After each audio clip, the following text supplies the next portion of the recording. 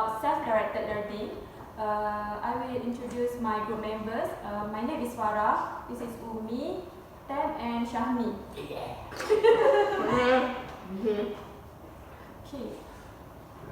What is the definition of self-directed learning?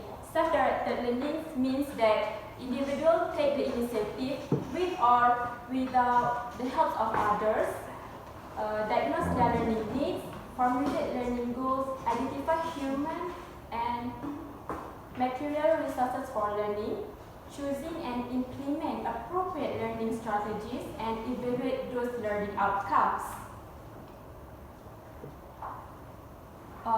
The next slide is the process of self-directed learning. The process of self-directed learning, we use a grow self-directed learning stage. This stage has 4 stages, which is for stage 1, the learner or student are still dependent and they still lack of self-direction. So this educator play a role as a coach or teacher centered on the learner. For the teaching strategies for this stage is helping the learner see the immediate connections between concept and application. For example, educator should help the learner or educator teach learner about some concept and how the learner can apply those concepts in their life or in their future. For the stage 2, the learner will have interested and be more confident. So as an educator role is, they play a role as motivator or guide. So the teaching strategies for this stage is helping the learner to set up their goals. Means that what they want to achieve in self-directed learning. For stage 3, the student or the learner have been involved in self-directed learner, and they also have knowledge and self-efficacy to do the self-directed learning. So the educator role as facilitator or partner. The teaching strategies for this stage is, as educator, we can apply learning to real problem for the learners. For example, if any employee is having problem at workplace, so they can use or apply the knowledge that they have to solve that problem. Other than that, as the learner, we can apply some material that we have, such as computer, magazines, books, dictionary, or else, and use that in learning process. For the last stage, which is the stage 4, the learner able to plan, execute, and evaluate learning. So, educator role as consultant, delegator, and mentor for the learner. For this stage, the teaching strategies is we should give encourage to the learner to lead all the independent project or discussion what they do. So the next slide is the process of self-directed learning, but this process I get from University of Waterloo website, and I think this process in University of Waterloo website is almost same with the grow self-directed learning stage. The first process is assess readiness to learn, and the second process is set learning goals. The third process is engage in the learning process, and the last process is evaluate learning.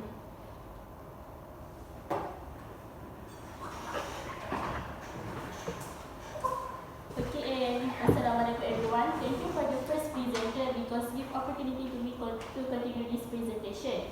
Now let's move on to assessing and self-directed learning. From the previous slide, you already you already know that definition of self-directed learning is a initiative that taken by someone to diagnose their learning needs and also evaluating their learning process. So, in self-directed learning, if you want to assess our process, we need to assess by 3 elements, which is first is self-managing, second is self-monitoring, and the third is self-modifying. Okay, from the slide that you can see the definition of self-managing is the ability of making your own decision about how to organize your work and bring it.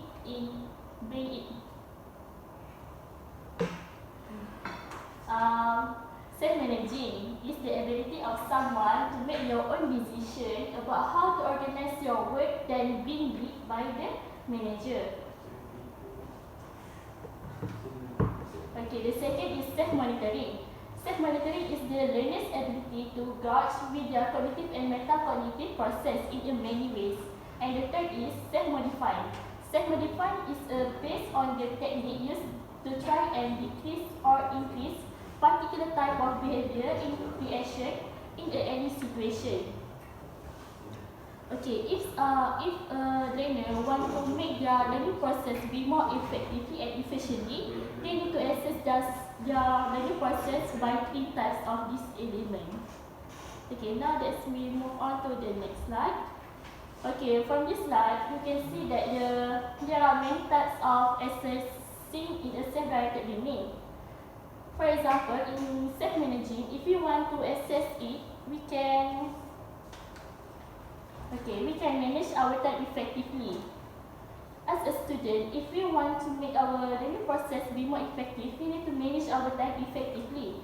So, our learning process will be moved smoothly and without any problems. Okay, the second is produce more knowledge throughout our own research and experimentation. As a student in a class, our lecturer give a problem, so we need to do some research on how to solve the problems. So we can use the method that we find to do experimentation whether the solution that we make it can use or not to solve the problems. Okay, next in the self-monitoring. Okay, self-monitoring, which is evaluates, correct and adjust to work to improve the quality. If you want to do evaluation, we can ask to the other person to share their own perspective on our project or on our presentation, so we can improve our quality of the project. Okay, the last one is in self-modifying. If you want to assess it, we can use as a seek for feedback. Seek for feedback from appropriate source, such as we can seek for more information about our self-directed learning. You can seek for feedback from others to reflect your own performance in a one project or in a one presentation. So we can improve the quality of our project to do the better. Okay, that's all. Thank you.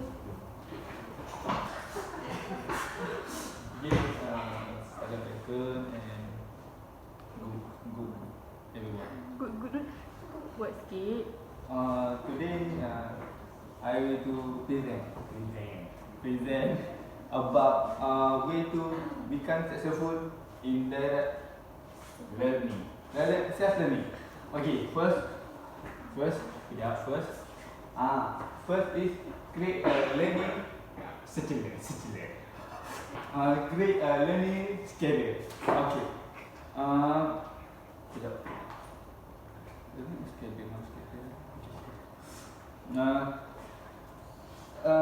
Set a time for each activity you want to do that today. Follow the study schedule unconditionally. Don't feel bad if even you even if you don't like study at same point. If one have a strong discipline in life, they will not negate the responsibility of learning. Be sure to set responsibility of learning. Be sure.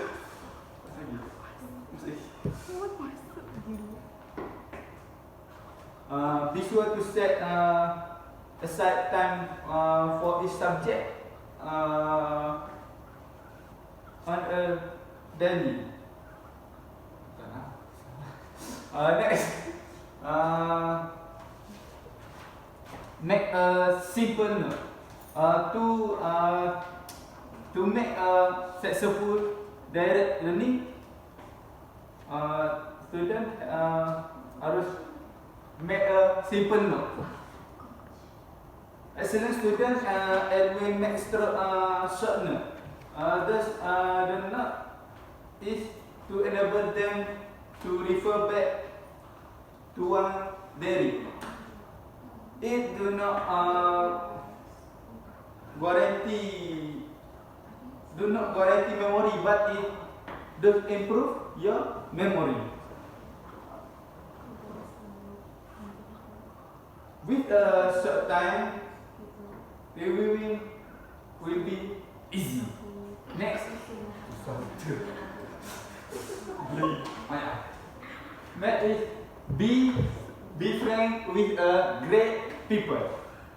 85% of success depend on those around us.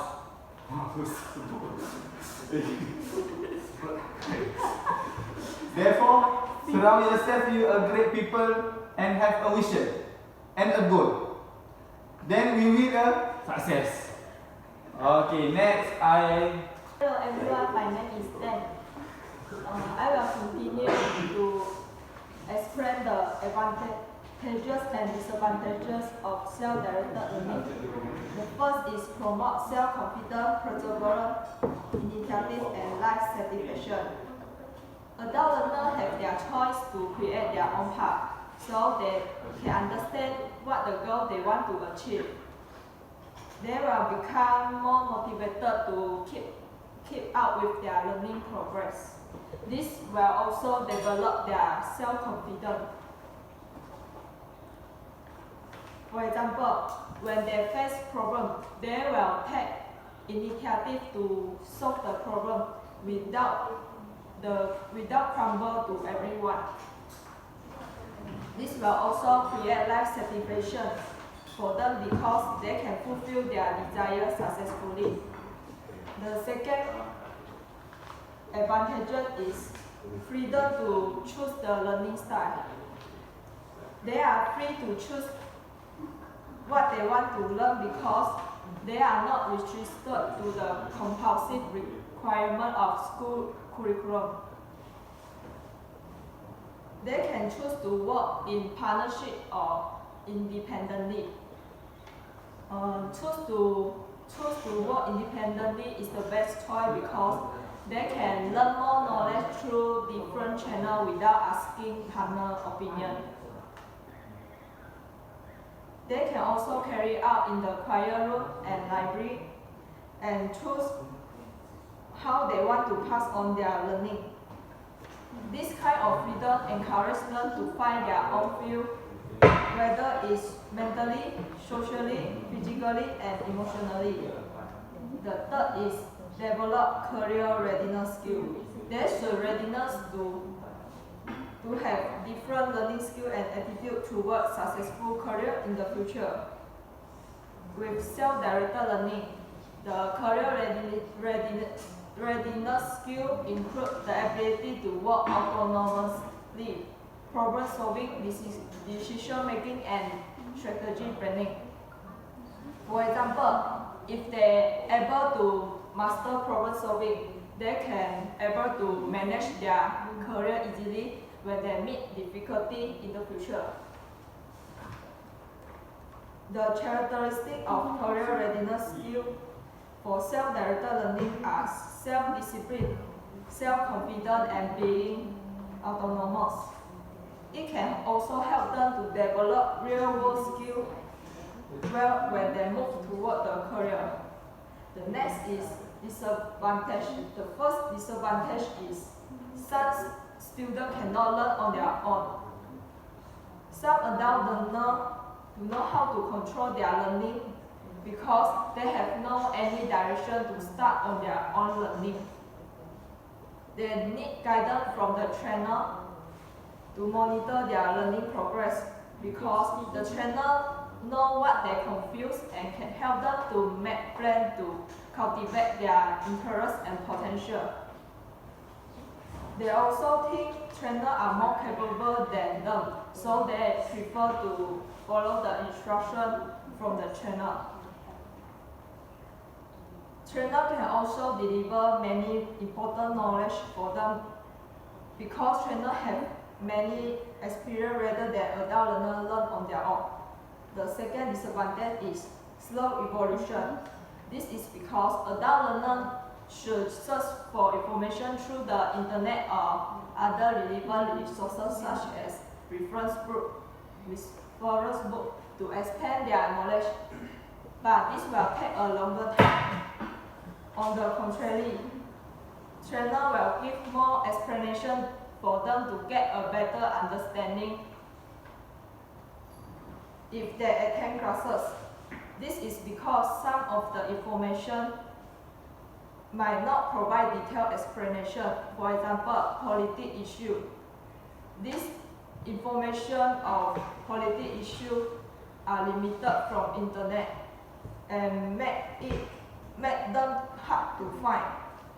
These consequences will make them to give up for searching information about that topic and cause learning progress slow down. The last disadvantage is no self-discipline. Adult learners do not need to prepare time management because they can carry out their self-directed learning at any time they want and control the duration of time of learning. For example, they can choose to learn 3 hours per day if they feel tired.